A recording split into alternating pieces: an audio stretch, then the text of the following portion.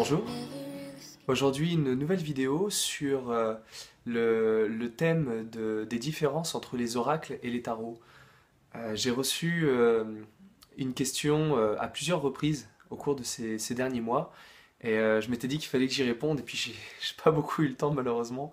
Et comme on m'a renvoyé de nouveau cette même question, une autre personne m'a renvoyé la même question hier et aujourd'hui, je m'étais dit que voilà, je pouvais prendre le temps finalement de répondre, que ce serait intéressant voilà, de pouvoir donner quelques explications.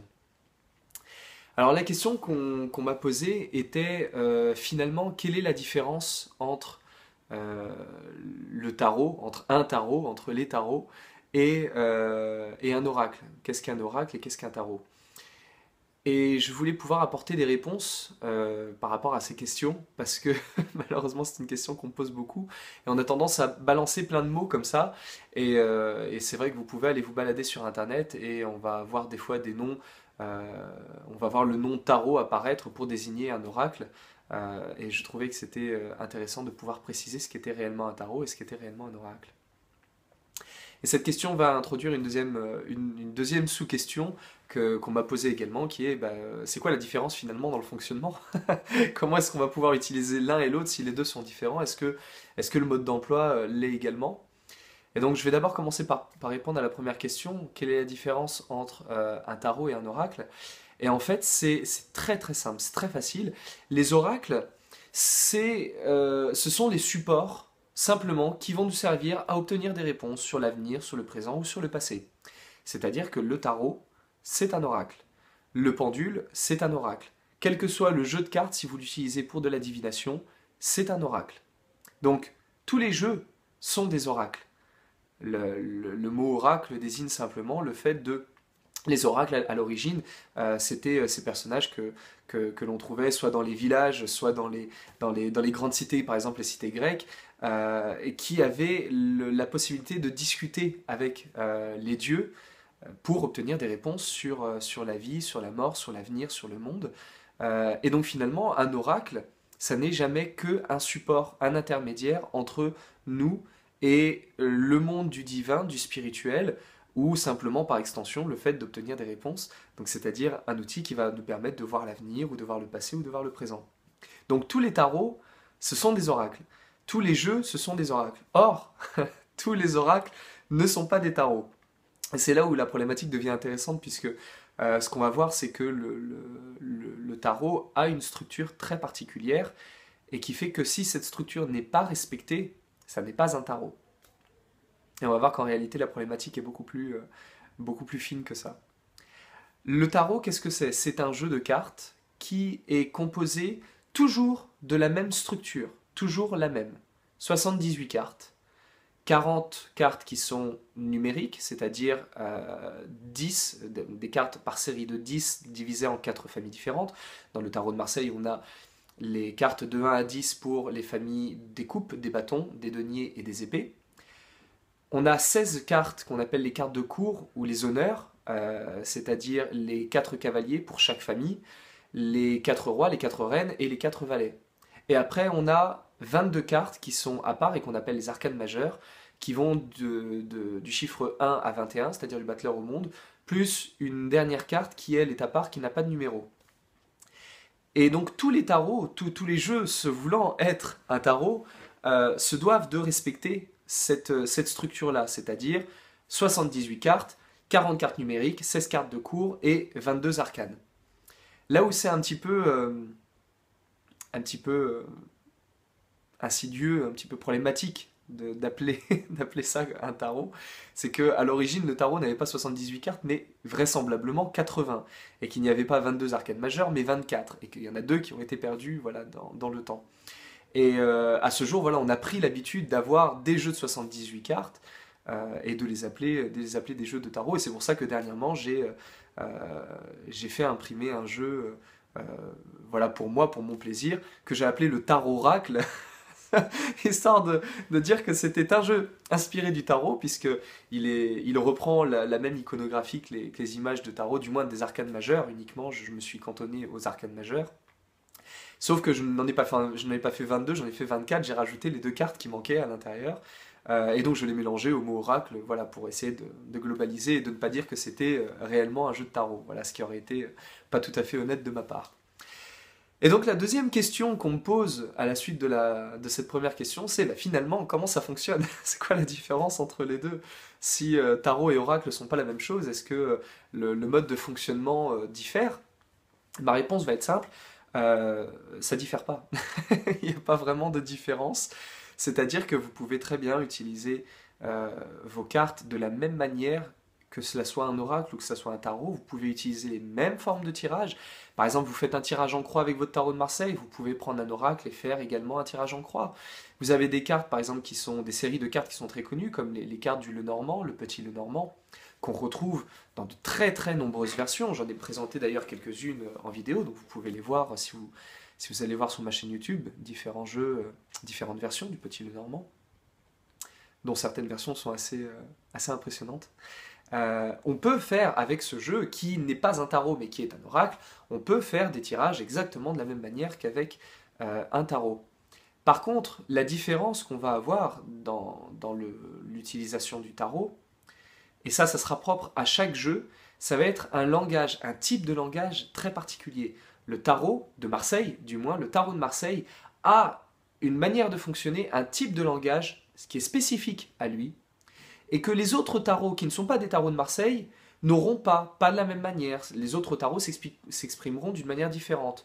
Au même titre que tous les autres oracles s'exprimeront de manière différente.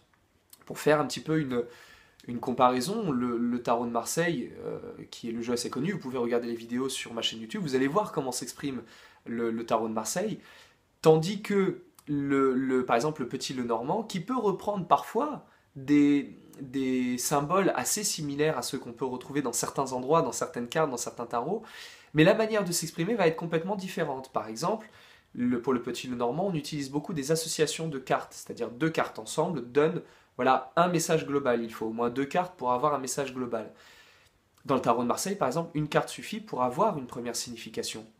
Ce que l'on peut compléter, bien entendu, derrière avec d'autres cartes, mais ce n'est pas une obligation. Donc on va avoir, dans la manière de l'utiliser, le même fonctionnement, c'est-à-dire qu'on peut effectivement utiliser les mêmes tirages. Par contre, le vocabulaire va être très très différent. Très différent. C'est-à-dire que, pour essayer de faire une analogie, on retrouve par exemple dans la carte de la Lune, dans le tarot de Marseille, on retrouve une écrevisse, donc c'est un animal aquatique. On retrouve également ces animaux dans le petit Lenormand sous la forme des poissons. Or, chez nous, l'écrevisse va nous parler de mutation, va nous parler de transformation, va nous parler aussi d'être à vif.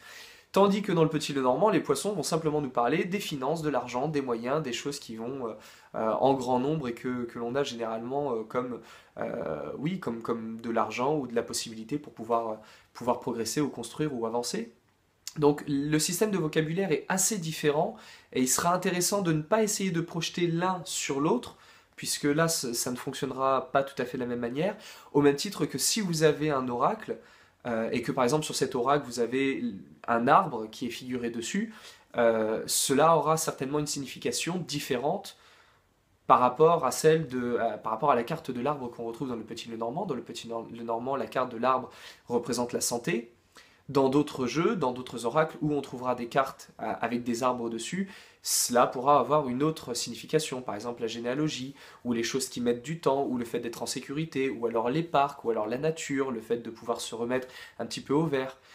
Donc, dans le fonctionnement, ça reste la même chose, dans la systémie, ça reste la même chose. Par contre, dans le vocabulaire, la manière de s'exprimer, il y aura des petites nuances. Et c'est ce qui est assez intéressant finalement, c'est de pouvoir essayer les deux, c'est-à-dire de pouvoir s'essayer au tarot de Marseille et pouvoir s'essayer à d'autres tarots également. Je dis tarot de Marseille, mais pas uniquement, je prêche pour ma paroisse, mais également pour d'autres oracles, et pour voir si il y a une manière de s'exprimer que vous préférez, avec laquelle vous êtes plus en adéquation. Je sais que parmi mes amis et collègues, il y a des personnes extrêmement compétentes qui font un excellent travail avec le petit Lenormand et à qui, quand on donne un tarot de Marseille, il n'y a plus personne. Et inversement, vous avez des personnes comme moi qui sont habituées à manipuler un tarot de Marseille de manière fluide et il n'y a pas de souci. Et dès l'instant où vous mettez un autre jeu entre les mains, ça ne fonctionne plus puisque le vocabulaire n'est plus le même. Et même si on peut utiliser les mêmes tirages et la même manière de décrypter les cartes, le sens des cartes, lui, va être réellement différent. L'iconographie, le symbolisme sera différent et n'aura pas la même signification. Et après, c'est uniquement une question de dictionnaire. Ce que j'appelle le dictionnaire, c'est-à-dire telle carte signifie tel mot, telle autre carte signifie tel autre mot. Quand on met les deux ensemble, ça veut dire autre chose. Ben c'est très bien, mais quand vous avez, même si vous avez des cartes identiques, si c'est deux structures, deux jeux différents, le sens pourra être également différent. Ça dépendra réellement de la personne qui l'a créé, de ce qu'il a voulu mettre dedans, de la manière dont il a représenté les illustrations, de la tradition dans laquelle il a été emprunt. Vous avez des jeux qui sont d'inspiration maçonnique, rosicrucienne, d'autres qui sont purement alchimiques, d'autres qui sont davantage ciblés sur de la culture par exemple artistique. On voit par exemple des peintres, par exemple comme Dali, qui a fait lui-même son tarot. On a le tarot de Dali aujourd'hui, qui est une belle pièce, mais personnellement, même si je suis habitué au tarot, je ne lis rien dedans, aussi joli soit-il. Donc voilà, après, dans le fonctionnement, ça reste pareil. Dans la manière de pouvoir le lire, il va y avoir des nuances d'interprétation. Donc voilà, je voulais pouvoir apporter un petit peu cette éclaircie en précisant encore une fois que voilà, moi je prends sur moi énormément, mais ça m'énerve un petit peu quand même de voir des fois des gens qui disent je tire le tarot alors qu'ils tirent un oracle qui n'est pas le tarot. Voilà, donc même si vous avez un site internet et que vous présentez un jeu dessus et que ce jeu n'est pas constitué de 78 cartes, 40 d'un côté, 16 de l'autre et encore 22 de l'autre côté, ça n'est pas un tarot. C'est pas plus compliqué que ça. Donc pas la peine de chercher midi à 14h, vous dites juste c'est un oracle et comme ça on s'entend très très bien. Et j'ai eu la mésaventure d'acheter il n'y a pas très longtemps un jeu de cartes qui est un petit Lenormand et dont le livret a été épouvantablement mal traduit et dans lequel on voit quasiment à toutes les pages le mot tarot de Lenormand, tarot de Lenormand. Et voilà, donc là, à ce moment-là, on prend le bouquin, on le balance, puis on dit tant pis, on va s'en passer parce que c'est très très agaçant. Puis bon, après, on prend sur soi et on va le récupérer dans la poubelle quand même. Mais voilà, donc c'est un petit peu énervant. Donc par respect pour la structure du tarot qui est quand même suffisamment ancienne pour qu'on puisse prendre le temps, au moins 2 minutes, de vérifier que c'est bien un tarot et non pas un oracle d'une autre catégorie. Voilà, je vous invite à vérifier que vos jeux sont ou bien des tarots ou bien des oracles d'un autre type. Voilà, en espérant que ça puisse éclaircir un petit peu la question. Et puis bah, si vous avez d'autres questions, d'autres interrogations, ou si dans ce que j'ai dit, certaines choses n'ont pas été comprises ou que je n'ai pas été peut-être suffisamment clair, n'hésitez pas à m'envoyer un petit message et on peut voir ça ensemble et puis je vous donnerai davantage d'informations. Voilà, je vous dis à très bientôt et puis bah, d'ici là, comme d'habitude, prenez soin de vous.